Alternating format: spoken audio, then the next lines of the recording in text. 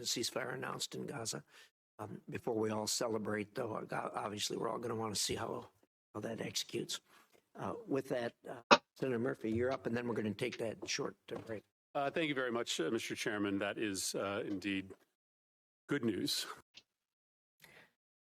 That was a look at foreign policy unfolding in real time on Capitol Hill as the Gaza ceasefire deal was announced during Senator Marco Rubio's confirmation hearing as Secretary of State.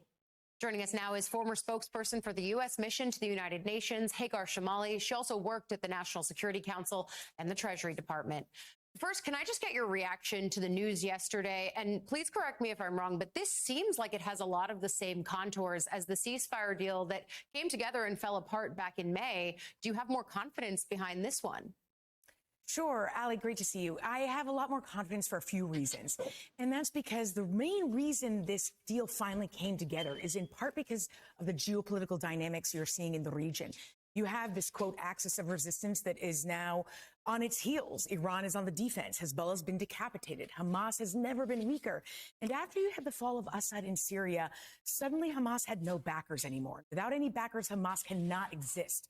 And December, when that happened, is when you started to see Hamas accept terms of the deal that they were not previously willing to accept, namely certain parts where there'd be Israeli military presence, in particular on the Gaza-Egypt border. And so when you see that, that's Hamas's one goal is to survive.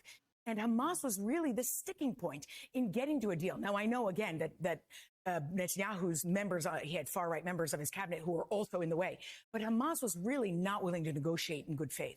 So when you see that happening, and on top of it, coupled with the fact that you've got both the outgoing president and president-elect pressuring Netanyahu specifically to come to a deal, you've got really all the factors needed for this deal. Now, all deals of this kind are very tenuous, but I really do believe that it will start on Sunday as it's supposed to, and that it'll hold for the next 6 weeks. It's the phase 2 and 3 where I'm not sure. That's where things get very tricky. Yeah, a lot can happen in 40 some odd days, but I want to drill down on something that you mentioned, because there's already word out of Israel that its cabinet is delaying a vote on the deal, claiming Hamas has reneged and created, in their words, a last-minute crisis. Hamas has said it's committed to the ceasefire agreement, which was announced, of course, by mediators. So what are you watching for in the coming hours, and how do you square those two circles? Well, what happens in the cabinet is definitely what I'm looking at. What happens on the ground right now is irrelevant because this ceasefire is only supposed to start on Sunday. And I understand that's a very ugly way of looking at things. But that said, technically either side could do anything until Sunday.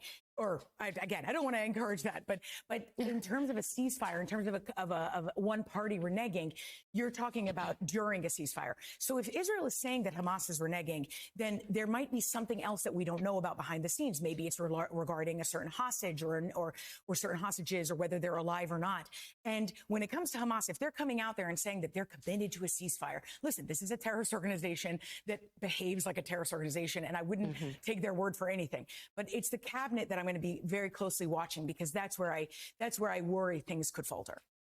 Yeah, a lot of eyes there. Former spokesperson for the U.S. mission to the United Nations, Hagar Shamali, thank you as always for your analysis.